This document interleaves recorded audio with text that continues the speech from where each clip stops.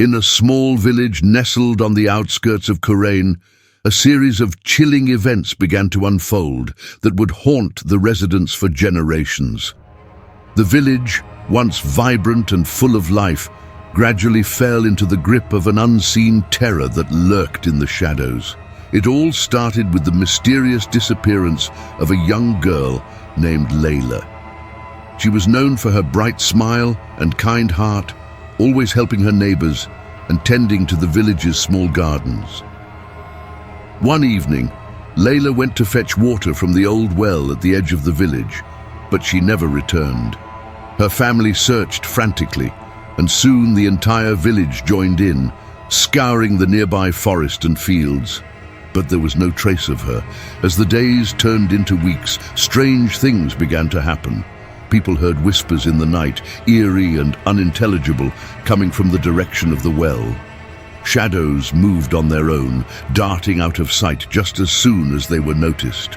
Children spoke of seeing a woman in white with long, flowing hair standing at the edge of the forest, beckoning them to come closer. The village elders, desperate to bring peace back to their home, called upon the wisdom of an old hermit who lived in seclusion in the mountains. The hermit, a man of few words but deep knowledge, listened to their tale and agreed to help. He warned them that the well was cursed, haunted by the spirit of a wronged woman from centuries past. According to legend, the woman had been unjustly accused of witchcraft and thrown into the well by the villagers of Qurain. Her spirit, filled with rage and sorrow, now sought revenge on the descendants of those who had wronged her. The hermit instructed the villagers to perform a ritual to appease the restless spirit. They were to gather at the well under the full moon, bring offerings of food and flowers, and recite ancient prayers. The villagers, though fearful, were willing to do anything to end the terror. On the night of the full moon, the entire village gathered around the well. The air was thick with tension and the silence was oppressive. They placed their offerings around the well and began to chant the prayers as the hermit had instructed. As their voices rose in unison, a cold wind swept through the village and the temperature dropped suddenly. Out of the darkness, a figure began to materialize.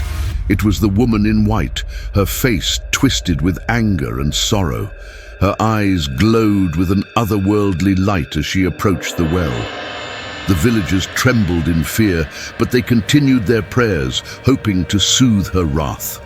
The spirit hovered over the well, her gaze piercing each of the villagers. Finally, she spoke in a voice that echoed with centuries of pain. "You seek to appease me with your offerings and prayers, but your ancestors' sins cannot be so easily forgiven." The villagers, terrified, pleaded for mercy, promising to honor her memory and keep the well as a sacred place. The spirit seemed to consider their words, her expression softening ever so slightly. "Very well," she said. "I will spare you, but remember this. The well is a place of sorrow and penance. Honor it, and I shall leave you in peace. Forget, and my wrath will return." With that, the spirit faded into the night, and the oppressive chill lifted. The villagers breathed a collective sigh of relief, but they knew they would never forget the warning. From that night on, the well was kept as a place of reverence. Layla was never found, but her memory lived on, a reminder of the haunting that had once gripped Qurain. Years passed, and the village slowly returned to its former self. Yet, every full moon, the villagers would gather at the well, leaving offerings and reciting prayers, ensuring that the spirit remained at peace. And though the whispers and shadows had ceased, the tale of the haunting of Qurain was told to each new generation, a chilling reminder of the darkness that once dwelled in their midst.